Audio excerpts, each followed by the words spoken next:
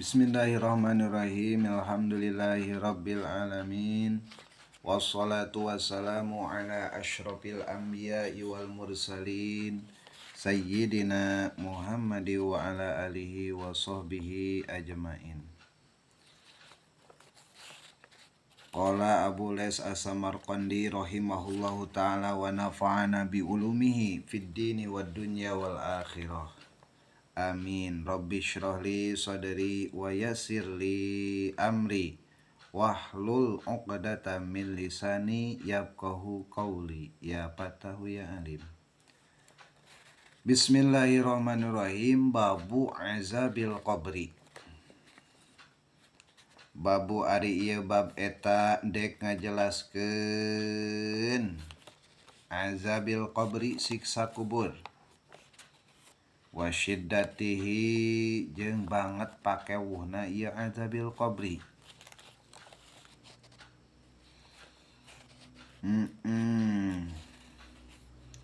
Man aroda ayan jua min azabil qabri fa alaihi ayyulazima arba'ata asya'a wa yajtaniba arba'ata asya'a. Man aroda man ari saha wae jalma utawi sapa wong sabae jalma aroda eta anu ngarepkeun ieu si man anu mikahayang ieu si man ayan jua kana yen salamet ieu si man min azabil qabri jar majrur tina siksa kubur. Jadi judulna ieu Abu Les As-Samarqandi bade nyarioskeun tip-tip pikeun supaya urang salamet tina siksa kubur. Pa alaihi ayyulazima arba'ata asya'a sauna cenah maka eta tetep kudu atanapi wajib ayyulazima yen ngamulazamahkeun atanapi ngalazimkeun ieu si man balik heula fa'ilna dhamir huwa yaudu ala man arba'ata asya'a jadi maf'ul kana 4 perkara. Nah nya jadi sabe jalma anu ngarepkeun hayang salamet tina siksa kubur wayahna we dawangkeun lazimkeun mulazamahkeun kana ieu 4 perkara. Sagigireun urang ngamulazamahkeun teh wayajtaniba arba'ata asa jeung wayahna di nya kudu ngajauhan nya jeung yen ngajauhan ieu si man wayajtaniba ai fi'il mudhari ai an yajtaniba yen kudu ngajauhan ieu si man arba'ata asya'a kana 4 perkara. Laksanakeun 4 jauhan 4. Nah kitunya saurna teh fa amal arba'atu maka anapun ari ieu anu 4 teh allati yulazimuha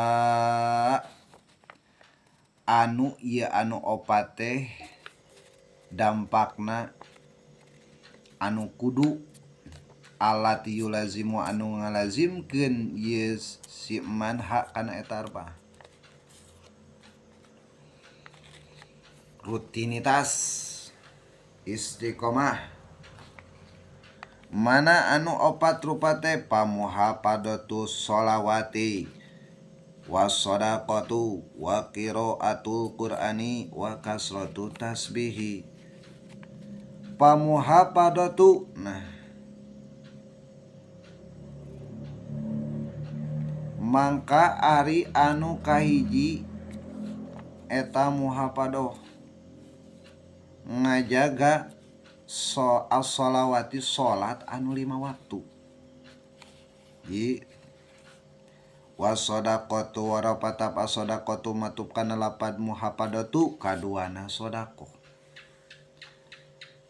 Wa qiraatul qur'ani jeung katiluna maos Al-Qur'an. Wa kasratu tasbihi jeung nu kaopatna kasratu tasbih alias ngalobakeun maca tasbih. Ya, subhanallah subhanallah bihamdi subhanallahil azim nya. Yukhaffifu bil lisan tapi yaskilani bil mizan nya, termasuk kasratu tasbih, ngalobakeun maca tasbih komo pas tasbihna lamun hayang wareg mah tasbihna nu panjang, subhanallah walhamdulillah wala ilaha illallah wallahu akbar, komo ditambahan ku tawal kene nya can wareg kene wala haula wala quwata illa billahil aliyil adim. Nah eta cenah nu opat teh nya muhafadatus sholawat, ngajaga urang kana salat anu 5 waktu anu dipardukeun, wa shadaqatu shadaqah, wa qiraatul Qur'an, wa kasratu tasbih. Fa inna hadhil asya'a karna sanyana ieu anu opat rupa kabeh ditataan bieu muhafadus sholawat shadaqatu qiraatul kasratu tasbih eta tudiu matak ngagebraikeun mataknya angkeun al qabro kana pakuburan, mencara spontak teh amanya. Jadi eta kuburan teh nya langsung hurung ngebrak ku anu eta opat anu sok dilazimkeun teh. Jadi ibarat setrum keimanan nya anu eta opat rupa lampu anu sahingga nyaangan kana eta pakuburan berkah amal nya, watu wasi'u jeung matak ngalegakeun nya ieu arba'ah teh nya alat yulazim sok dilazimkeun teh hu kana al qabro nya, mantak dilegakeun ongkoh jadi kana jero pakuburan. Caang ongkoh lega ongkoh, wah mantapnya mantap pinyamaneun. Wa amal arba'atu jeung anapun ari anu opat allati yajtanibuha anu ngajauhan ieu si manha kana eta arba'ah. Mana anu kudu dijauhan? Pal kadzibu kahiji ngawadul ngabohong nya, wal khiyanatu jeung khianah, wan namimatu jeung namimah ngadu domba, wal baulu jeung kahampangan. Nah eta opat nya, ieu tip tina kitab Tanbihul Ghafilin kaca 48 anu ditulis ku pangersa nya Al Alim Al Fadil Abu Les As-Samarqandi anu ngaran kitabna karyana Tanbihul Ghafilin nya, pengingat bagi yang lupa, halaman 49 nya. Beliau orang Asia Tengahnya, Uzbekistan upami telepatnya negara teh, termasuk golonganna nya ulama-ulama anu muncul ulama besar tidinya Imam Bukhari, At-Tirmidzi, Abu Mansur Al-Maturidi anu wafatna emang beliau Abu Les As-Samarqandi perkiraan tahun 375 Hijriah. Mudah-mudahan tina kutipan anu dibantun ku beliau melalui kitab karanganana oge urang macana kanu ngintuna ti pangersa, mudah-mudahan aya barokahna kanggo urang sadaya nya. Margi ieu tips luar biasa, opat anu kudu dimulazimahkeun jeung opat anu ku urang kudu dijauhan.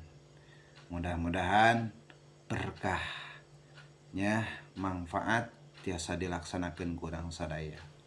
Wallahu a'lam.